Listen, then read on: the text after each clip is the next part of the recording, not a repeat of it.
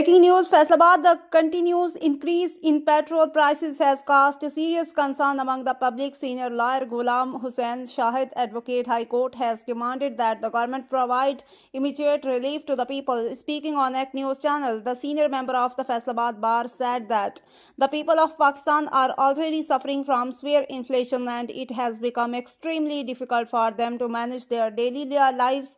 In such a situation, the increase in petrol prices is adding further burden on the public. He stated that the government already had a petrol stock available.